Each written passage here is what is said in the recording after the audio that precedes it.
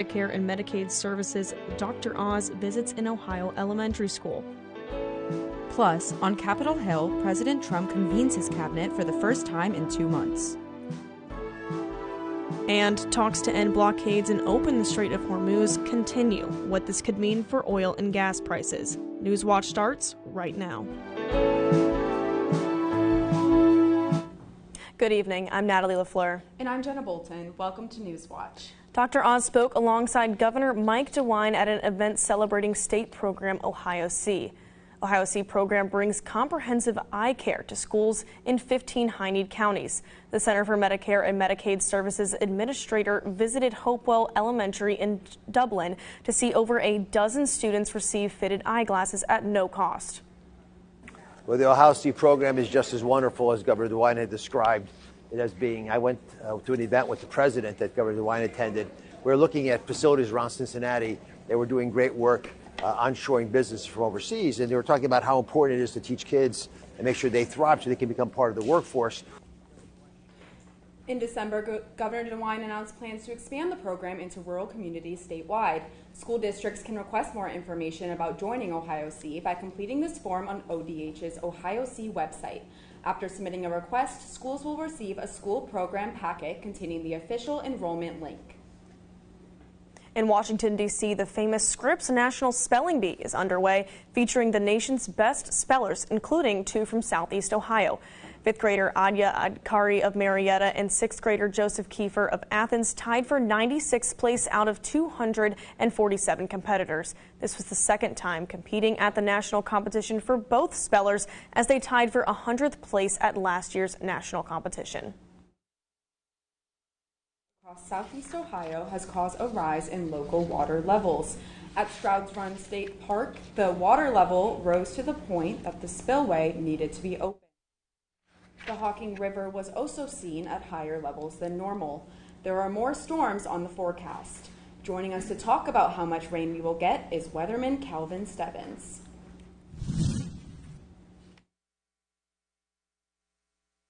Over the past few days. Now, we are under this flash flood watch up until 2 a.m. tonight.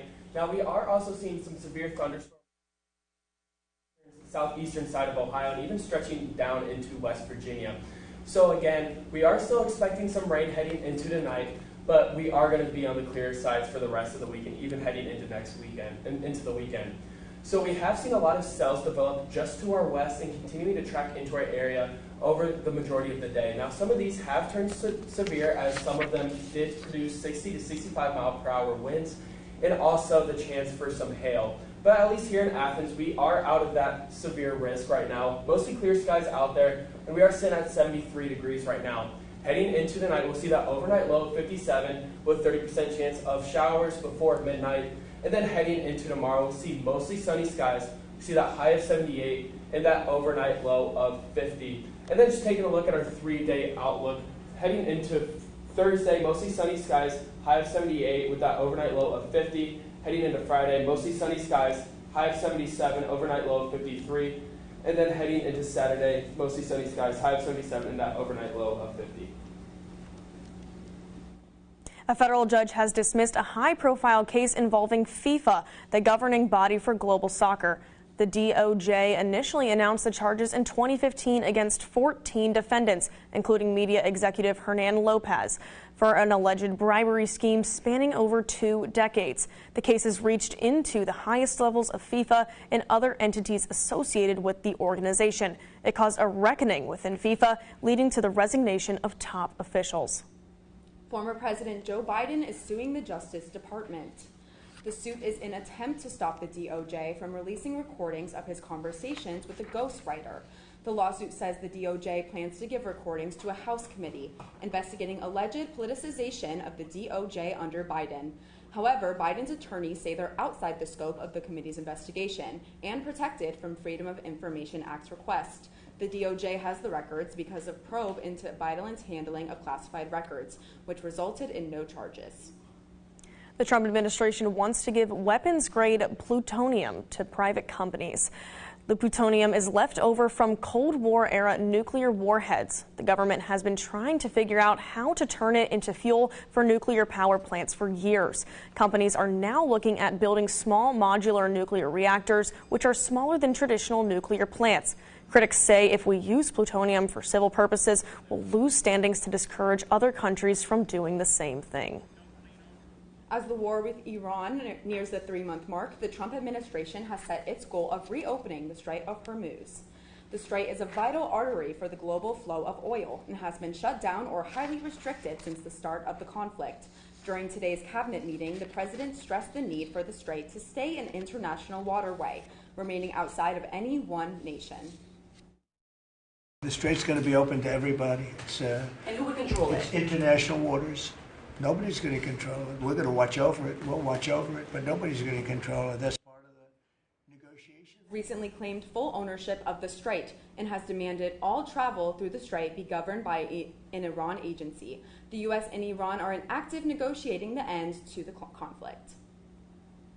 It's one of the biggest. For the first time in 2 months, President Donald Trump gathering his cabinet at the White House as high-stakes negotiations evolve over the war with Iran. They thought they were going to outweight me. You know, we'll outweight him. He's got the midterms. I don't care about the midterms. People understand it. They know that, very simple, Iran cannot have a nuclear weapon. Before the meeting, the White House Wednesday pushing back on a report by Iranian state media that outlined details of a memorandum of understanding to end the war.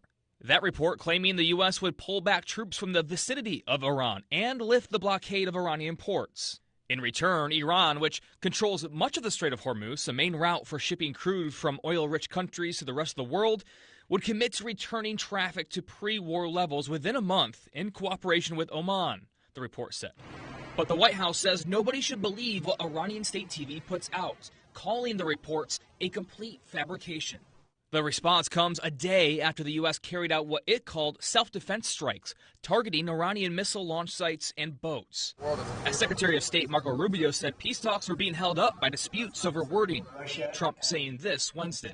They're negotiating on fumes, but we'll see what happens. Maybe we have to go back and finish it. Maybe we don't. In Washington, Brian Abel reporting. Documents and testimony suggest the Iran war is making it harder for the Pentagon to pay for training and maintenance. That appears to be a concern at a Texas-based Army headquarters with about 70,000 troops. An internal document shows it saw an almost $300 million reduction in its training budget late last month.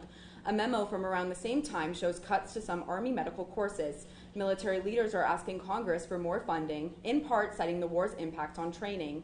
Lawmakers don't appear immediately inclined to comply. Oil markets are seeing some relief Wednesday morning. WTI crude is trading around $90 a barrel and Brent is fluctuating a few dollars higher. AAA reports regular gas is down another 3 cents a gallon. Global markets are mixed and the S&P 500 is coming off a record high Tuesday. That news comes as the U.S. and Iran continue laying the groundwork for a long-term ceasefire deal. Investors appear hopeful despite Iran's talk of retaliation after the U.S. struck missile sites and boats Monday. Coming up, why teens might struggle to find a job this summer. And an upcoming change with the repayment plan could leave student loan borrowers in a sticky situation.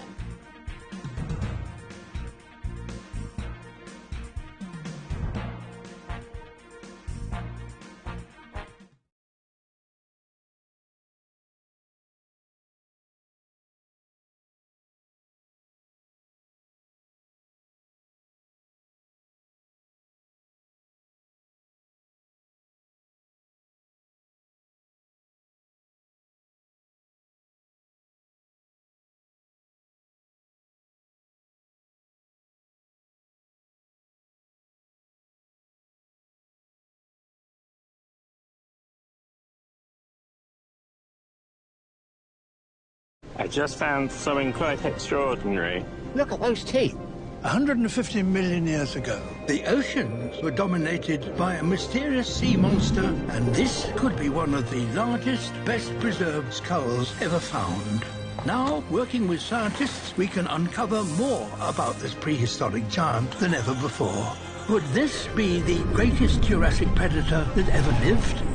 Tonight at 8 on WOUB.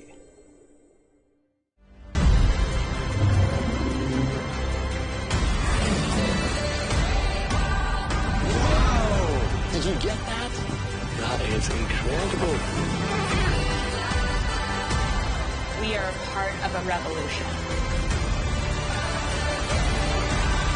That, for me, is so exciting.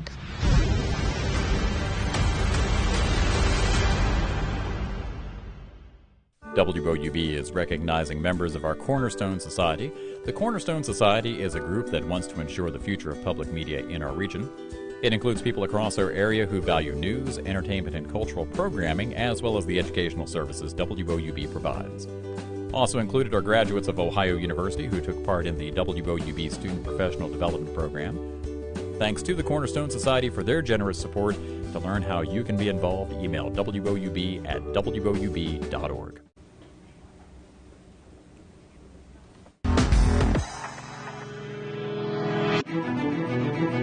This Memorial Day weekend broke travel records despite the high gas and airfare prices. But analysts say the rest of the summer could tell a different story. Karen Kafa is in Washington with a look at what's ahead and anywhere travelers might save.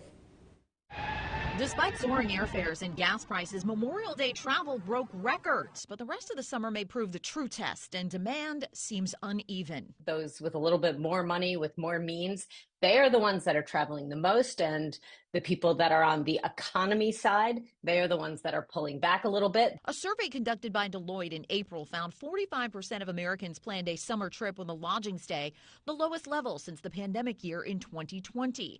Those choosing not to travel, the survey found, mostly cited financial pressure, but those making a trip plan to spend more. Jet fuel costs have nearly doubled since the start of the Iran war 3 months ago, and as airlines seek to cut their costs, Sarah Kopit, editor-in-chief of travel news site Skift, says passengers pay more. When that happens, airlines do pare back, and what that means is that there are fewer seats, there's more competition for those seats, which drives prices up. Amid recent optimism that a deal to end the war could be close, analysts warn getting more normal oil, gas, and jet fuel prices will take time. You have to move the ships, evacuate the ships that are trapped in the Persian Gulf. You have to restart the facilities that have been shuttered. All that is in the weeks to months time frame. And then from there, you've got to think about repairing damaged facilities. One positive side for drivers, AAA says the nationwide average for a gallon of gas has trended downward over the last week. Still, prices are about 40% higher than 1 year ago. In Washington, I'm Karen Kafa. Now, I'm really hoping that those gas prices drop because I've got a few road trips coming up. Do you have any travel plans? No, girl, I'm jealous. Yeah, I am so excited, but I'm telling you, I'm not excited to spend that money on gas. Now, I'm praying for some good weather. I know there's probably some good weather coming up in Athens. Am I right there, Calvin? Yeah, we're going to have the rest of the weekend and then all of next week, really, with just sunny skies and our highs right back up into the 70s and 80s even. So, that sounds amazing. But at the moment, we have seen a very active day here in all of southern Ohio.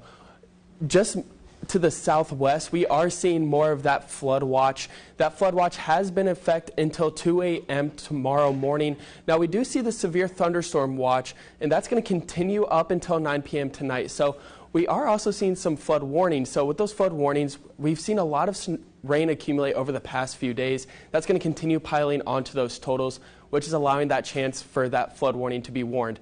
Now, also with these flood watches, we're still seeing some rain showers out there, and some of them are even producing 2 inches of rain within the hour. So again, if you do get that flood warning come across your phone, make sure you take action and evacuate all those areas. Now, we are also seeing that severe thunderstorm watch because we have a prime environment for some storms to turn even more severe as they continue to track southeastern. So over the past few hours, we did see a lot of severe thunderstorms go into the Ohio River Valley and make their way into West Virginia. Those storms did produce 60 to 65 mile per hour winds and even some pea-sized hail, and have also dumped down a bunch of rain for those areas. Now, just taking a look of what is ahead, we are starting to see some showers move out of our area by 9 p.m. tonight, and that's going to allow that chance for us to have a nice, clear night tonight. Now, just taking a look of why this is all happening. Well, we have this low pressure system that has been sitting stationary over our area over the past few days. Now, something we are going to expect is this high pressure to move right back up into our area, allowing that chance for our highs to jump right back up into the 70s and bring back those sunny skies. So that severe risk tonight will be dropping. Then we'll see a foggier morning tomorrow morning. So if you are going on any early morning commutes, make sure you give yourself plenty of time to get to your destination. And then we're going to have a nice sunny day with our highs right back up into the upper 70s. Currently, though, we are sitting at 73 degrees with mostly clear skies out there. Heading into tonight, though, we'll see that overnight low of 57, 30% chance of showers before midnight tonight. And then heading into tomorrow, we'll see mostly sunny skies out there with that high of 78 and that low of 50. Taking a closer look at tomorrow, we see that low continuing to move out of our area as that cold front continues to push through. And then after that cold front pushes through, we're going to see some high pressure forming to our north and in our south by Friday morning. And then heading into Friday afternoon, Friday evening, we're going to see that high pressure to our north. We're going to start to see that high pressure to our south. Taking a look at our 7-day outlook, heading into Friday, mostly sunny skies, high of 77 with that overnight low of 53. And then heading into Saturday, much of the same, mostly sunny skies, high of 77, overnight low of 50. Then into Sunday, mostly sunny skies, high of 75, low of 50. And then heading into Monday, high of 75, mostly sunny skies, low of 51. Heading into Tuesday, much of the same throughout the weekend, heading into next week, mostly sunny skies, high of 75, low of 44. And then heading into Wednesday, high of 74, sunny skies out there with a low of 47. Landing a summer job might be tougher than ever for America's teens this year. A new forecast from consulting firm Challenger Gray & Christmas projects about 790,000 jobs will go to teen workers between May and July. That's lower than last summer's total and potentially the weakest season on record. According to the Bureau of Labor Statistics, economists point to a mix of factors including inflation, higher fuel costs, slower hiring, and growing use of technology. More American families are struggling to afford food. That's according to new research released Wednesday by the... We are in the very midst of a revolution, the most complete, unexpected, and remarkable of any in the history of nations. Objects of the most stupendous magnitude, and measures in which the lives and liberties of millions yet unborn are intimately interested, are now before us. John Adams. Monday at 8 on WOUB.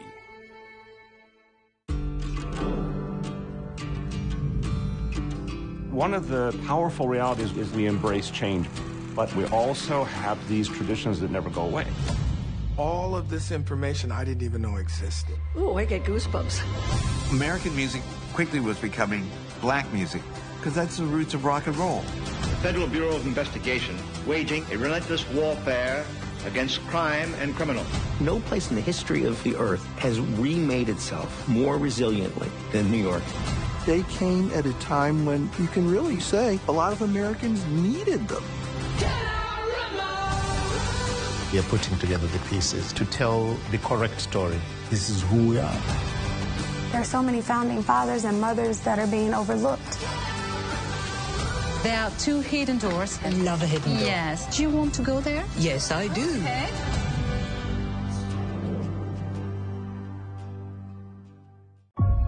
Yeah, so where to start of all the things?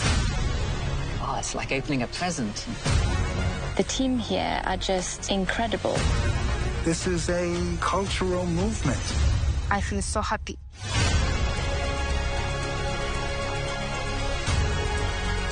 There is so much more. It feels like the revolution has really begun.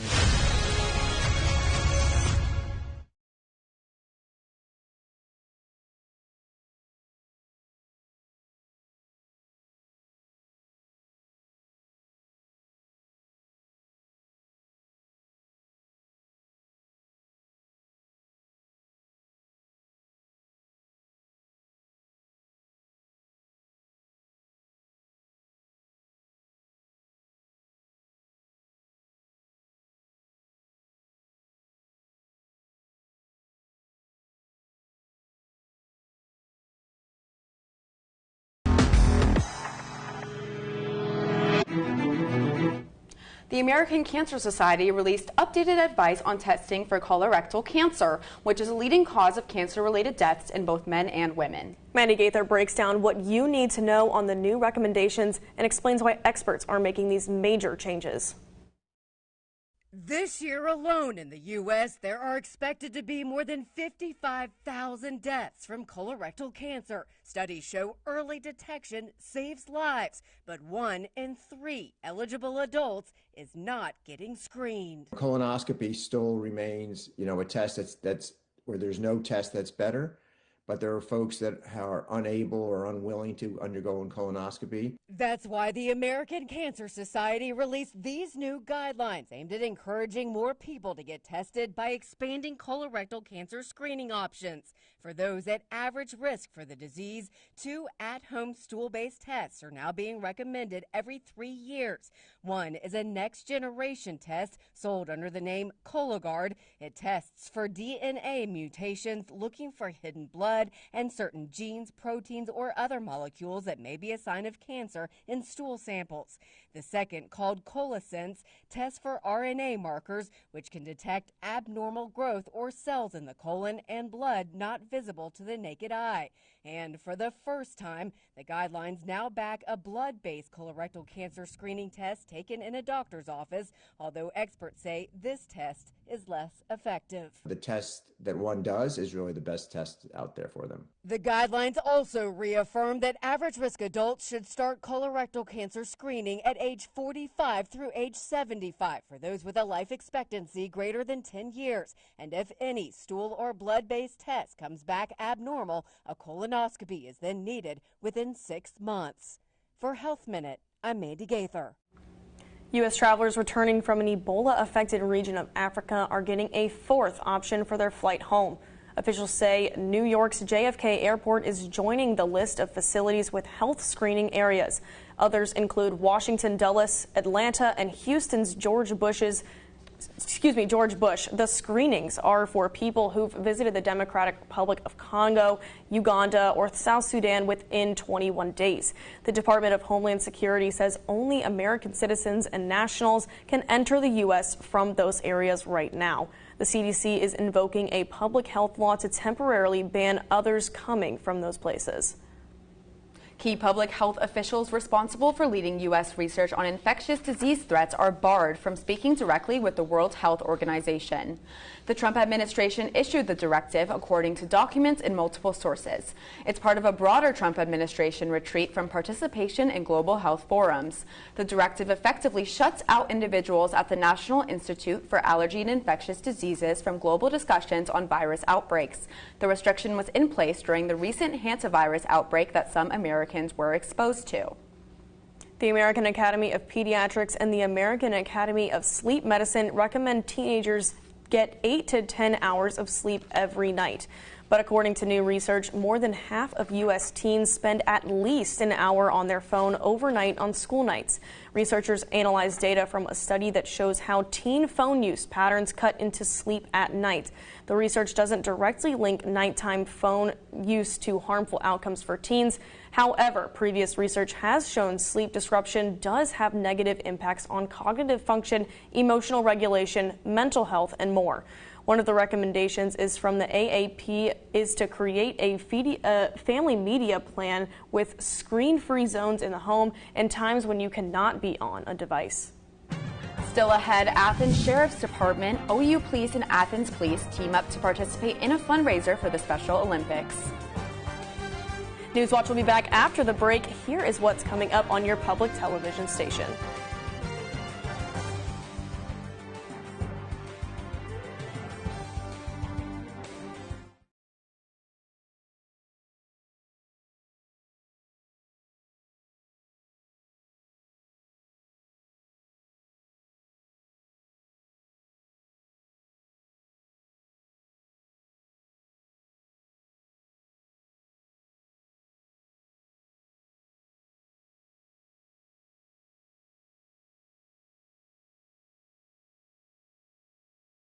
It's a show about a remarkable dog who will introduce millions of kids to great books.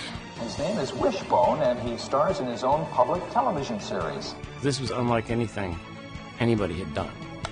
How are we going to do this? The reason we could do what we did was because that dog could perform. It's dinner time! What if the dog were the real hero in the story?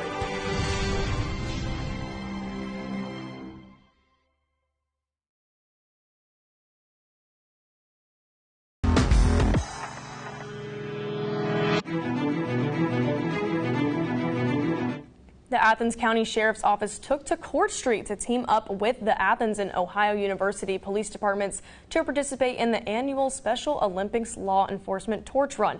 The Torch Run is a fundraiser and public awareness vehicle for the Special Olympics, raising over $500 million since its creation in 1981. The flame of the torch represents courage and celebration of diversity around the globe.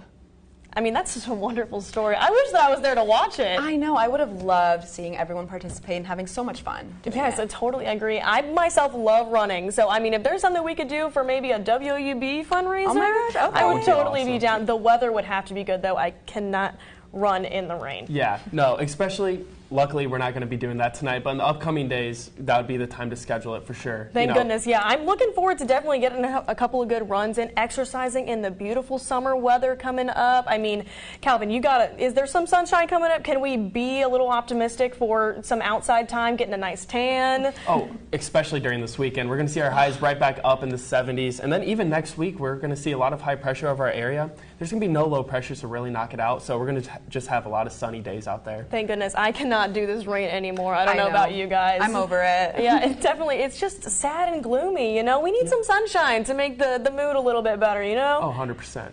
Yeah. So, I mean, like you said, we got some sunny weather coming up. Can you talk to us a little bit more about that? Yeah, so, I mean, at least for tonight, we're not going to see any of that sunny or clear weather for a majority of our night tonight. We do see that flood watch in a majority of southern Ohio. That's going to continue raining down on us until around 2 a.m. tonight, and we still have that severe thunderstorm risk until 9 p.m. tonight. But luckily, after midnight, 30% chance of showers will completely dissipate. We'll see that overnight low of 57. And then heading into tomorrow, at least tomorrow morning, we're going to have a lot of fog sticking around. It's going to be very patchy in some areas. So if you are going out for any early morning commuting, make sure you give yourself plenty of time to get to your final destination. But we'll also see a high of 78 degrees, and we're going to have a cold front come through. It's going to give that overnight low of 50 degrees.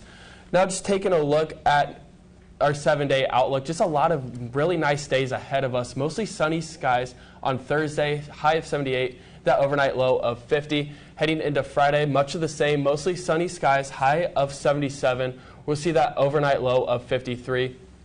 And then heading into Saturday, mostly sunny skies, high of 77 with an overnight low of 50. And then Sunday, mostly sunny skies, high of 77, overnight low of 53.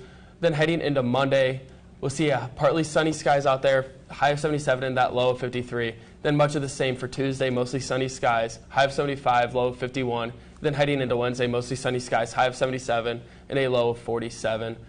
And again, we're just going to reiterate on all these watches and warnings that we do have out there. Just something to keep an eye on. With those conditions, it's showing that conditions are favorable. Until you get a warning, none of that. It's just showing that conditions are very favorable for a lot of severe weather to happen out there. So if you are going out, make sure you have a way to receive any warnings that could be possible heading into tonight.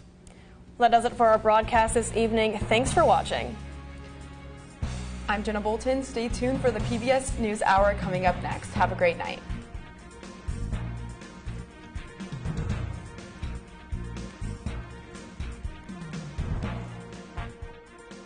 For more than 70 years,